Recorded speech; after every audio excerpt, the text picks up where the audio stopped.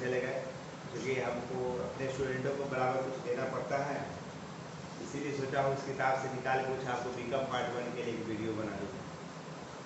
आइए आपको आज बताने जा रहे हैं बीकॉम पार्ट 1 के लिए टॉपिक है गार्नर वर्सेस मर्रे का जो डिस्प्यूट है उसको समझाना है। गार्नर वर्सेस मर्रे के विवादों को कैसे हम लोग समझे, गार्नर कौन था, विल्किंस कौन था, उसके बाद प्रॉब्लम्स कब हुई, क्यों हुआ, इत्यादि बातों पे हम चर्चा करेंगे। तो पहले आप लाइक शेयर एंड सब्सक्राइब करें और किए हुए तो जरूर शेयर करें, ठीक है। चलिए बता BRABU यूनिवर्सिटी हो या तिलका मांझी यूनिवर्सिटी हो, पटना यूनिवर्सिटी हो, वीर कुमार सिंह यूनिवर्सिटी हो, सारी यूनिवर्सिटीज़ में एक क्वेश्चंस होते हैं कि गार्नर वर्सेस मर्रे के विवादों को समझाएं। दिगर की कुछ यूनिवर्सिटीज़ में भी बताया जाता है कि कुछ इंटरव्यू वगैरह में भी क्वेश्चन आता है कि आपने गार्नर वर्सेस मर्रे के विवादों को कभी कुछ सुना है, क्या कुछ पढ़ा है। तो आइए हम उसके बारे में बताते हैं। ये इटली की घटना है, एक देश है, जैसे हम लोग इंडिया में रहते हैं तो इटली की घटना है। इटली में 3 पार्टनर थे, एक का नाम गार्नर था, एक का नाम मर्रे था और दूसरा का नाम विल्किंस था। आप देखिएगा कि विल्किंस का यहाँ जो कैपिटल है 263 पॉन्ड्स, ये इसका ओवरड्राफ्ट कैपिटल था। अब देखिए पॉन्ड्स इसलिए बोले कि वहाँ की मुद्रा को हम लोग पॉन्ड्स बोलते हैं, जैसे अपने रुपया है ना, तो वहाँ इटली में पॉन्ड्स बोलते हैं। 260 पॉन्ड्स की कमी थी, विल्किंस की कैपिटल, गार्नर और मर्रे कैपिटल था। तो विवाद का कुछ कारण होता है, डिस्प्यूट का कुछ कारण था। डिस्प्यूट का कारण से पहले चलिए, कारण उससे यह जो डिस्प्यूट हुआ था 1890 में हुआ था, 1890 में यह डिस्प्यूट हुआ था, बवाल हुआ था 1890 में। हम लोग उस नियम को, उस लॉ को मानते थे नहीं। उसके बाद ये घटना के आने के बाद लोग क्या था, इससे पहले जो भी लॉस हुआ करता था उसको अपना प्रॉफिट शेयरिंग रेशियो में डिस्ट्रीब्यूट करते थे और दूसरे के डिफिशियंसी को भी उसी लॉस में देते थे। इंडिया में अभी भी रूल है कि अगर कोई माइनर आपका पार्टनर है, अगर फर्म इंसॉल्वेंट करता है तो माइनर का जो शेयर होता है वो देते हैं जो उसको पार्टनर्स बनाते हैं। तो आइए 1900 ईस्वी में इसका केस हुआ था इटली में ही, और उसकी एक उच्च अदालत ने 1903 में यानी 1903 में जिसका हाई कोर्ट था या सुप्रीम कोर्ट, उसके जज थे न्यायाधीश जॉयस मेयर। उन्होंने एक इतिहास ऐसा फैसला सुनाया, ये इतिहास हो गया। उन्होंने कहा कि जो भी कमी होगा, यानी जो डिफिशियंसी पार्टनर्स के जाने कारण या आने कारण जो पार्टनर्स की कमी होगी, वो जो पार्टनर जो सॉल्वेंट है, दैट मीन्स जो इंसॉल्वेंट नहीं है, वो अपने पूंजी अनुपात में देगा। तो आइए क्वेश्चन को लिखें कैसे, तो शॉर्टकट था। पहला नंबर कॉपी में हम लिखे विवाद के कारण। कौन कौन कारण है? पहला कारण था एक फर्म में 3 साझेदार थे, गार्नर, मर्रे और विल्किंस, लिख लीजिएगा। और उनके लाभ का रेशियो क्या था? बराबर बराबर। क्वेश्चन में जब कोई रेशियो नहीं दिया हो तो profit and loss sharing equal ratio, ये चलता है बराबर बराबर। मगर इनका जो कैपिटल था वो बराबर नहीं था। 2500, 314, 263 पॉइंट, यानी क्या था, कैपिटल क्या था, अनइक्वल था, वो बराबर नहीं था। इस वर्ष 30 जून 1900 ईस्वी में न्यायालय के आदेश के द्वारा फर्म का विघटन किया गया। किसके आदेश पर? कोर्ट के आदेश पर फर्म को डिजॉल्व किया गया।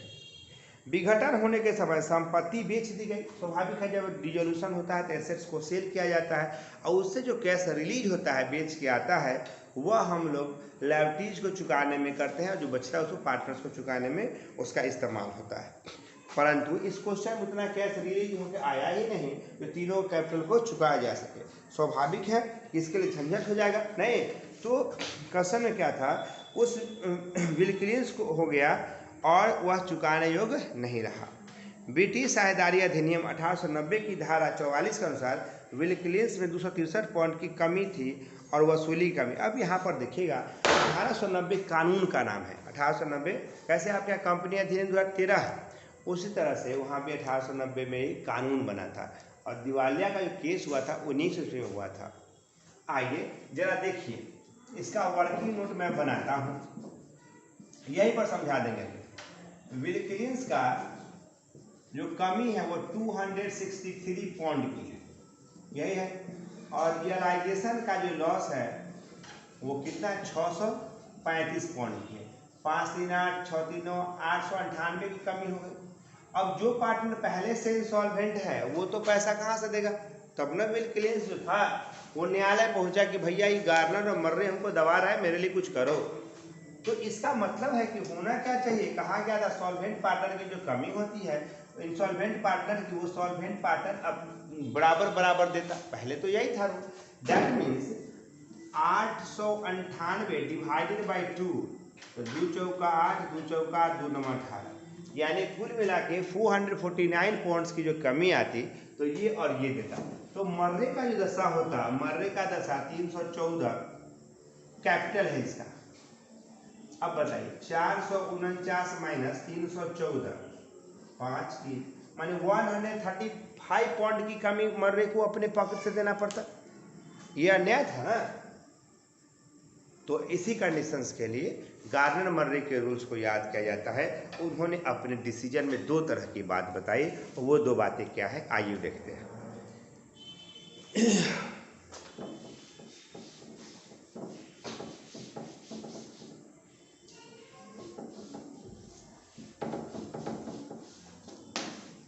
पहला उन्होंने दिया था कि दिवालिया साझेदार की पूंजी कमी को स्वयं साझेदार अपनी पूंजी अनुपात में देंगे, और दिवालिया साझेदार की जो कमी होगा वो स्वयं जो दिवालिया नहीं है किस रेशियो में देगा, आपका ना कैपिटल रेशियो में देगा। पहला डिसीजन था। डिसीजन में दूसरा था पूंजी के अनुपात उस पूंजी के आधार पर निकाला जाएगा जो विघटन से पहले हुआ था, नहीं विघटन से पहले हुआ था।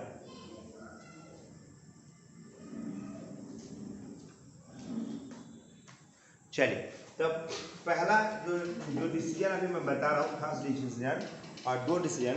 पहला डिसीजन क्या होता है, दिवालिया साझेदार पूंजी कमी को स्वयं साझेदार अपनी मैंने इंसॉल्वेंट पार्टनर के कैपिटल लॉस को सॉल्वेंट पार्टनर अपने कैपिटल रेशियो में देगा। किस रेशियो में देगा, कैपिटल रेशियो में देगा। डिसीजन लिखना बहुत जरूरी है। दूसरा कैपिटल रेशियो का मतलब क्या होता है, तब इंडिया में ही नहीं वर्ल्ड में कहा गया कैपिटल का मतलब होता है DISULATI, डिसोल्यूशन से ठीक पहले वाला, ठीक पहले की पूंजी। क्या डिसोल्यूशन ठीक पहले की पूंजी को हम लोग क्या कहेंगे, इसमें डालेंगे विघटन से ठीक पहले वाली कैपिटल। तो यहाँ कैपिटल में 2 तरह की बातें आई, पहला आया फिक्स्ड और दूसरा आता है फ्लक्चुएटिंग। याद रखना फिक्स में ओनली कैपिटल, केवल पूंजी का रेशियो। ये कौन पूंजी का रेशियो, तो बिगिनिंग पूंजी, यानी डिसोल्यूशन से समय जो बैलेंस शीट हो उस पर निकाल देना। और यहाँ पर कहता है fluctuating capital, adjusting capital. Adjusting capital, adjusting capital का मतलब होता है capital balance plus reserve plus surplus, यानी कैपिटल बैलेंस में क्या क्या जोड़िएगा, रिजर्व और सरप्लस को जोड़िएगा, उसका जो रेशियो निकलेगा वो हम लोग देंगे। नहीं तीसरा डिसीजन का जो फैसला था, जो डिसीजन नंबर 3 था, वो 3 क्या था ये देखते हैं। तीसरा डिसीजन में दिया था कि रियलाइजेशन के लॉस को पहले वाला रेशियो में बांटो, रेशियो में बांटो। जैसे जो profit and loss sharing ratio जो होता है उस रेशियो में आप रियलाइजेशन लॉस को बांट दो। और जो चौथा डिसीजन था उनका ये 3 नंबर का था, और चौथा डिसीजन था कि रियलाइजेशन लॉस यानी वसूली खाते की हानि को जो सॉल्वेंट पार्टनर है वो नकद में लाएगा। इसीलिए जब आप पार्टनर कैपिटल बनाएंगे तो उधर देखिएगा बाई बैंक करके, मैं दूसरे वीडियो में देखिएगा मैंने बताया है कि कहाँ देना है उसको, बाई बैंक करके देना है। नहीं यानी जो रियलाइजेशन का लॉस होता है, realisation loss borne by solvent partner, नहीं realization loss borne by solvent partner in cash। किसमें सॉल्व करता है, कैश में। पार्टनर्स कैपिटल में कहाँ लिखिएगा, बाई बैंक करके आप लिख देंगे। तो मुख्यतः यही लॉस था। अब आइए कि इंडिया में यह रूल्स कहाँ तक तटस्थ है, इंडिया में यह रूल कहाँ तक लगते हैं। तो भारत में अपना रूल है हमारा डिसोल्यूशन का, और साझेदारी अधिनियम 132 को फॉलो करते हैं। यहाँ अगर हमारे पास रूल्स नहीं होते हैं तो हम लोग साझेदारी अधिनियम को मानते हैं, और जब कोई नहीं रेशियो दिया रहता है तो साझेदारी संलेख पर काम करते हैं, जो पार्टनरशिप डीड जो होता है उसके अनुसार काम करते हैं। स्टूडेंट अब परेशान होता है कि सर जब एग्जामिनेशन आया हम क्या करें, इंडियन रूल्स को माने, गार्नर वर्सेस मारने को मानो, फिक्स माने, फ्लक्चुएटिंग माने, क्या माने। तो मेरे बच्चों जो आप बनाने जा रहे हैं जिस मेथड में, उस मेथड का जरूर आप नोट लिखिए क्वेश्चन में, चाहे वो गार्नर वर्सेस मर रहे हो या इंडियन प्रैक्टिस रूल्स हो या जो भी हो। चलिए, तो ये शॉर्ट नोट्स आपका खत्म हो गया।